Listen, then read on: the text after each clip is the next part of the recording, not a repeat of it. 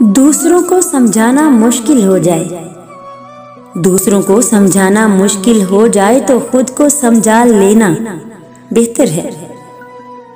किसी को अपनी जात की सच्चाइयों तक रसाई नहीं देनी चाहिए,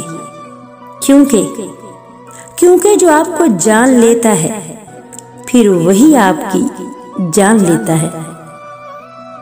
हजरत अली रज़ी अल्लाह ताला अन्हु से किसी ने कहा, आप अमीरुल मोमिनीन हैं, आप नीचे क्यों बैठते हैं?